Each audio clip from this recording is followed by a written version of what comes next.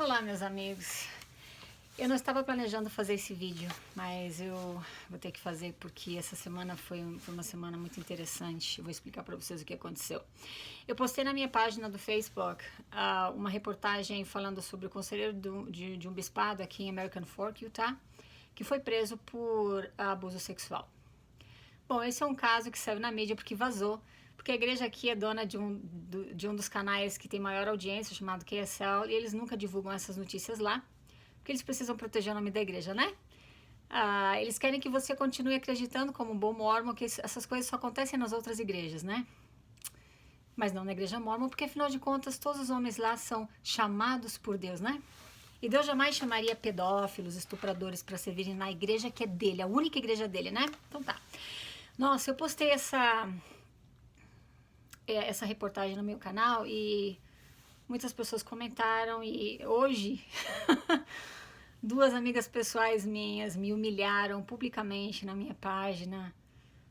Uma delas disse que eu não conheço a Deus e não sei o que, me falou um monte de coisas. A outra, que é bem jovem, está na faixa dos seus 20 anos de idade, disse que eu vou acabar sozinha, amargurada e não sei o que, esquecida.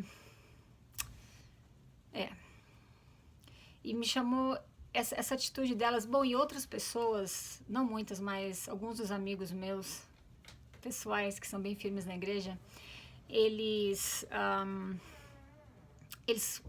colocaram comentários como, mas isso acontece em todo lugar. Só faltou falar, não tem problema que aconteça na igreja, isso acontece em todo lugar. Até onde eu sei, a igreja Mormon disse a única igreja verdadeira sobre a terra, e é tudo por inspiração, igreja guiada por Deus, em que Jesus Cristo é a cabeça. Ixi, então não sei, né? Jesus Cristo não viu que a conduta desses caras, eles não sabem quem eles são, né? Foram chamados por Deus, né? Bom, tudo bem.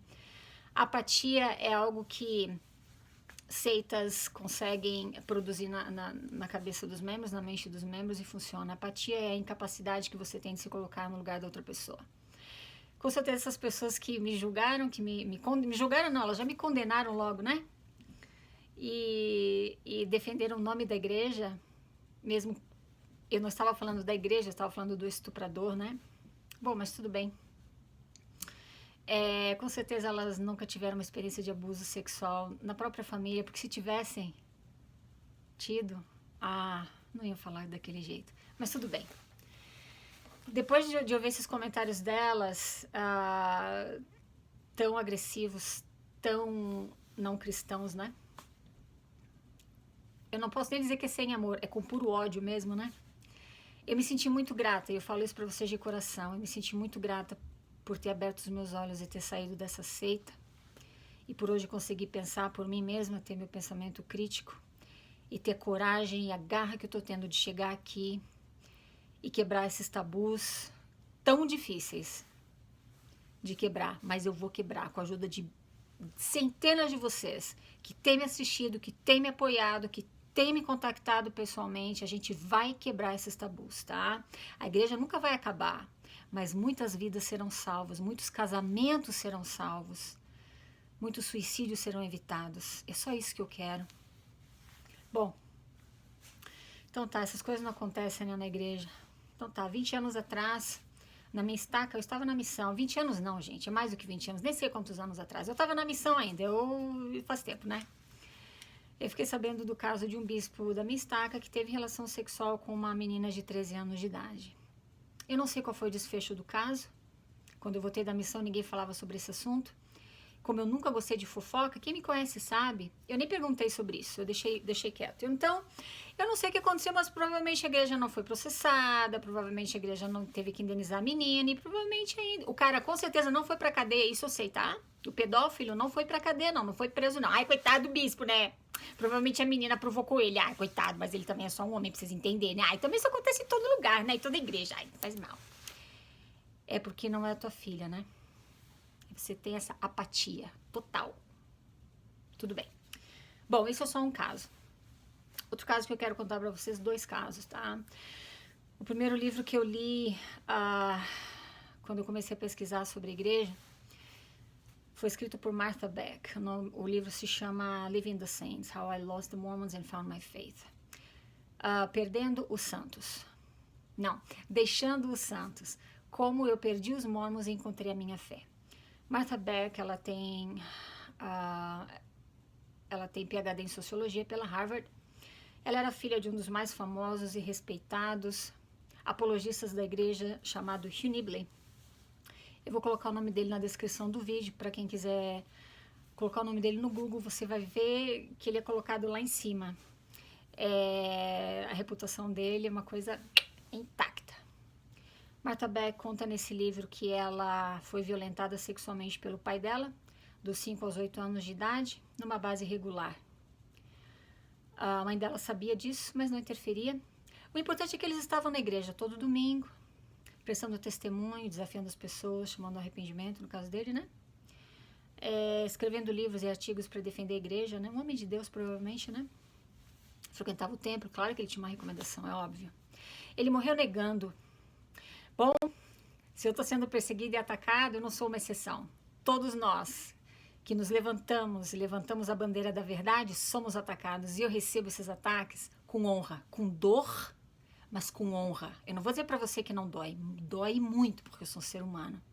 Mas eu me sinto honrada e esses ataques acabam me fortalecendo ainda mais. Primeiro eu choro. Depois eu enxugo as lágrimas. Eu me levanto e sigo em frente. Porque a minha vida tem sido sempre assim, desde a minha infância. Eu vou lá e cavo o que eu quero. Nunca me aproveitei da igreja. Nunca tive ajuda de pai, de mãe, de ninguém. Paguei minha missão, na verdade paguei 3. Não tô querendo me gabar com isso, mas eu preciso falar a verdade. Essa é a verdade sobre mim. E não que essas duas pessoas que acham que tem luz, como essa menina de 20 e poucos anos, falam, deve ser a minha luz, né? Tá todo mundo comentando no que eu falei, deve ser a minha luz. Você acha que tem luz? Você talvez tenha luz, eu não vou te julgar, mas essa sou eu. E as pessoas que realmente me conhecem sabem, inclusive teu pai me conhece muito bem. Você devia conversar com ele a meu respeito. Ok.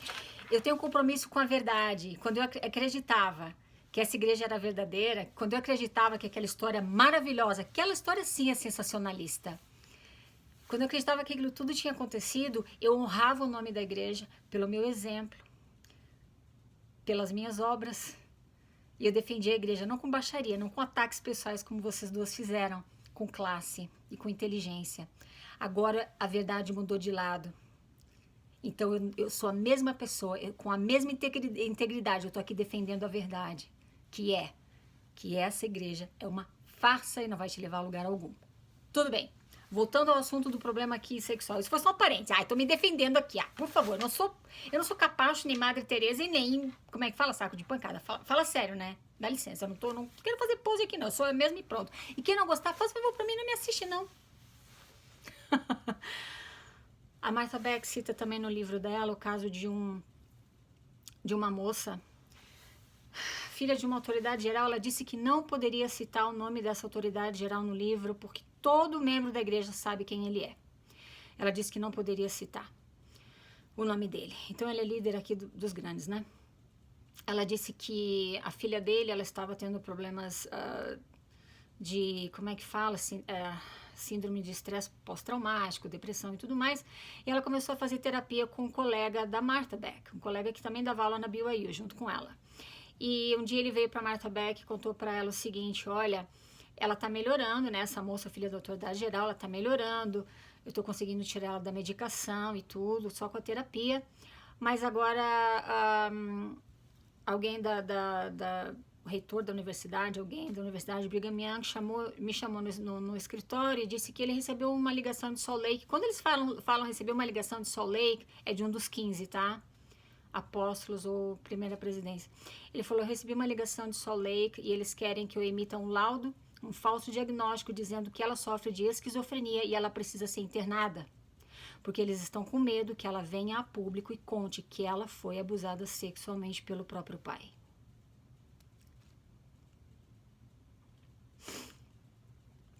Esse cara que fez isso com a filha, que faz isso com a filha, ele sobe no púlpito lá na conferência geral e você chora quando escuta o discurso dele.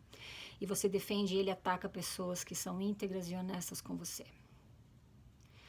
Bom, e esse colega de Martha Beck, esse psicólogo, ele falou, eu não sei o que eu faço, porque eles disseram que se eu não emitir esse laudo, eles vão destruir a minha carreira. Ele disse, mas ela não tem esquizofrenia, ela só tem a síndrome de estresse pós-traumático por conta do abuso sexual. Por ter escrito esse livro e falado a verdade, como eu falei dos ataques, né, que eu não sou exceção, Martha Beck começou a receber ameaças de morte por telefone, o telefone dela foi grampeado, e ela teve que se mudar com o marido e com os filhos para o estado do Arizona. Todos eles resignaram a posição deles com a condição deles de membros da igreja. Hugh Nibley morreu negando que havia feito isso com a filha, mas ela teve... ela lembrou, quando ela já era adulta, ela lembrou das coisas que ela sofreu na infância. E ela tinha tecido vaginal que foi cicatrizado, tecido vaginal rasgado, que foi cicatrizado erroneamente, sem tratamento adequado. Ela sofreu várias cirurgias para corrigir esse problema, mas ele morreu negando. Muitas pessoas aqui, muitas mães, muitos pais, chegam para o bispo Dali e falam, bispo, quando você tiver que entrevistar o meu filho ou minha filha, menor de idade, você vai falar comigo primeiro e eu vou entrar na sala e vou estar junto com ele na entrevista. Porque esses casos aqui são muito mais comuns do que você imagina. Eu escutei uma outra promotora de justiça que disse ter levantado mais de 10 mil casos de abuso sexual infantil só no estado de Utah. É um problema real. O problema existe. Por que esses pais fazem isso? Porque você deixa o teu filho... Como aquele bispo é um homem chamado por Deus, né? E Deus não erra, né? Pois é. A menos que não tenha sido ele que chamou esse cara, né? Pois é, então tá. Você deixa o teu filho, a tua filha de 12 anos de idade entrar numa sala fechada com um homem de 30, 40, 50 anos de idade e você deixa esse homem entrevistar teu filho, tua filha sobre a pureza, a conduta sexual deles. E muitos deles escutam a palavra masturbação pela primeira vez da boca do bispo. Aqui isso é muito comum. Eu vou deixar na descrição desse vídeo também o link. Sam Young, um ex-bispo mormon, ele fez uma petição onde ele exige que a Igreja de Jesus Cristo dos Santos dos Últimos Dias proíba os bispos de entrevistarem jovens menores de idade a respeito de sua conduta sexual, porque eles não são treinados para isso, tá? Isso está causando traumas e problemas nesses jovens. Ele espera reunir pelo menos 10 mil assinaturas e ele vai, quando ele tiver isso, então ele vai apresentar essa petição via legal para a igreja. As pessoas estão se levantando, as pessoas estão se mexendo. Pode ser um filho teu, uma filha, um neto, uma neta, eu não sei. Cuidado com a apatia. Mas enquanto você estiver deixando eles comandarem e manipularem o teu cérebro, você vai continuar sujeito a ela. Pode prestar atenção. Você vai ter uma dificuldade imensa de colocar no lugar das outras pessoas. Isso não é cristianismo, isso não é caridade. Isso não é caridade. Depois que eu chorei por ter recebido essas 2 mensagens em público no meu Face, eu tive uma sensação tão boa, um sentimento tão bom. Sabe aquele sentimento do espírito, teu cérebro produzindo dopamina e tu sente aquela dor no peito? Eu tive isso hoje. E pensando, eu estou fazendo uma diferença. E eu estou fazendo a coisa certa. E eu senti uma alegria muito grande por ter finalmente descoberto a verdade e ter me livrado dessa apatia, dessa indiferença, dessa crueldade e frieza religiosas. Obrigada por me escutar. Se você não gosta de mim, das coisas que eu falo, não me escuta, porque adivinha, eu não vou parar por tua causa. Pro restante de vocês, falamos na próxima. Tchau, tchau.